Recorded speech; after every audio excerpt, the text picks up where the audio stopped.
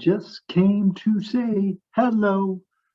Welcome back, Millennial Falcons. We hope you had a great time away from campus. We hope that you have some amazing stories to tell us.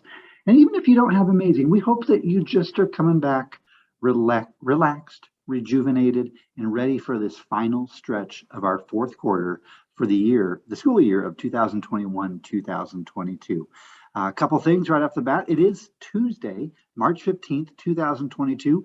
Typically on Tuesday, we got that guy with a lot of hair coming in, but he's still on spring break. I don't know what kind of gig he's got, but he'll be back next week. So no trivia this week. Also, I don't have any subs to announce. I do think we have a couple who are going to be coming in, but I don't have their names yet. All right. Well, again, you guys have been away from campus for a while. Adults have been been away from campus for a while. Apparently, I forgot how to speak, and that's okay. But sometimes it takes a while to get back into the routine. Maybe it's taken me a while to get back into even just speaking into a computer here for you guys. So give yourself some grace. Know that today could be a little bit challenging. There's going to be times where maybe you get a little bit tired, or there's going to be a time where, man, you're not used to, holding that pencil for quite as long. That's going to happen today, and that's okay. What's not okay is using a strategy that disrupts others or isn't productive. We want to figure out ways to get through those moments because we're all going to have them.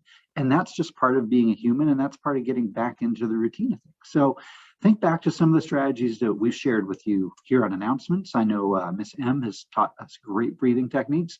I know your teachers have talked to you about individual things that may work for you, but we're all going to have those frustration points today, and we're all going to have those tired points today. And we got to be able to navigate that, and we got to be able to push through. That's just part of getting back into routine. So I look forward to that challenge. I hope you guys do too. And just know that that's okay. But we want to still go through it with a positive attitude. We want to still come up with a positive way to deal with those roadblocks that are going to be part of our daily life, and definitely part of our daily life when we get back after a longer break. All right. Before the break, we were talking about, I done a daily practice of showing gratitude, and that's an important thing. And it's still important. I'm not going to continue to do it because I like to use the announcements to be able to try different things and to share different things that I know hopefully can help make you be more successful as kids and as adults. So the daily practice I want to add to the daily practice of gratitude is that daily practice of showing hopefulness. Hopefulness is really important because if we're looking forward to something, that's another way to get us through some of those tough things, whether it's, hey, I got lunchtime coming up. I can, these last 20 minutes of work are going to be, if that makes it easier because I know that something I'm looking forward to is coming up, that's the whole idea behind hopefulness. So I want you to think of every day, and it could be more than one time a day, some things that you're looking forward to. That's a practice of hopefulness, and hopefulness is really important for our brain and for us to be just our best selves. So I can tell you that I will start to share a daily practice of hopefulness with you, and hopefully you guys can do it, whether it's as a group in your classroom or maybe individually just on your own time. Again, this is something that can help make you a little bit more successful. What I'm looking forward to is, this is my favorite time of year for sports, and there's some big basketball games coming up, and I'm looking forward to those. Those are going to start Thursday, and this is my favorite weekend of the year. Thursday, Friday, Saturday, Sunday.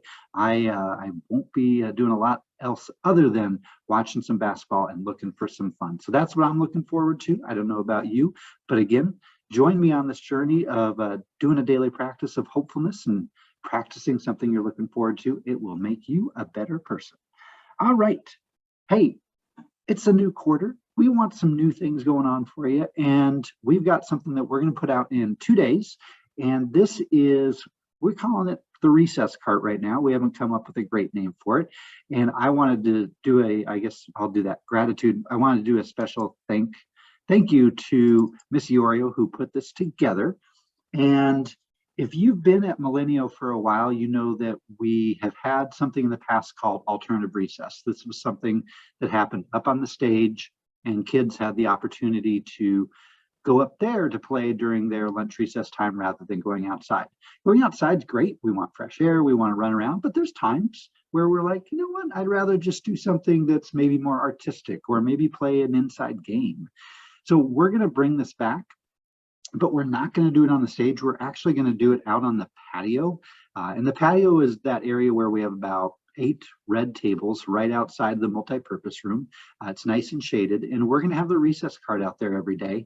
And we're going to treat it like alternative recess used to be treated, where we're going to give some teachers some passes, and they can identify up to 4 kids from their classroom who want to go to alternative recess or to the recess cart to be able to play there. Now, there's a couple things that you have to be aware of. First of all, if you are going to be one of those people that chooses that, you have to stay there. Now, I know it's super easy to go from that point outside, or because you're already outside. But the idea is we want to make sure that we are consistent with who's going to be there, so we know who's cleaning up and all that good stuff. So 4 people, we're going to make some badges, or maybe we'll come up with a Google Doc. We'll come up with some way to identify who those kiddos are going to be. They're going to stay there the entire recess time, so we don't want them bouncing back and forth. That'll just be a little bit too confusing. And the last thing, and I think I already mentioned, is we got to clean up after ourselves, just like we do with our playground equipment. We need a little bit of help with that, obviously. But with this, you're going to see, obviously we've got some fun games. We've got artistic things. We'll put out some new and different things as we continue to build on this. But it's going to require that we put stuff back into its rightful spot, because otherwise it's going to become really messy, and we're probably not going to be able to be super successful with this. So recess cart is coming your way. Thanks again to Miss Yorio. I will do another announcement just reminding people about how this is to be used, and then hopefully we will get this off the ground on Thursday. So teachers, pay attention for some more details around the recess cart. All right. Gosh, that's about it. We do want to obviously remind you guys about SOAR behavior, and I thought it would be a good time to talk to you about the multi-purpose room. As you guys go in there today, some of you have probably already seen the multi-purpose room floor because you were in Kids Club or your class walked through there before announcement started. You're going to see the floor is looking a lot different. There used to be tile in there, but that tile, just through no fault of our own, was starting to break. It was starting to bubble up due to some things. And so the fix for that was to take the tile out. So it's all the way down to the concrete. And then they actually burn and paint the lines into that concrete, and then they polish it off. So it looks really nice, but it's going to be different. And you're going to think to yourself, I don't remember it looking like that. But I think it serves as a good reminder, something's brand new, and we want to take care of it. And when we think of SOAR behavior, the best way to do that is through doing SOAR. If we're accountable and we pick up stuff that spills, it's going to stay nicer. If we're respectful and don't do anything that could intentionally ruin something, it's going to stay nicer. So SOAR fits right into having newness on our campus, and we want that floor to look amazing for years to come. And I'm just going to ask you, and I'm going to give you a challenge to help take care of that floor along with me so that it looks beautiful 20 years from now, because that last floor was in here for about 22 years. So that's it. Thank you so much for joining. That was a lot of me today. Hopefully we get some more guests on here and have some fun with announcements. You guys have a fantastic day. Soar high, and I'm going to turn on over to some people here to get us on out of here. Bye, guys. Good morning, Falcons. It's Mr. B with your Pledge of Allegiance.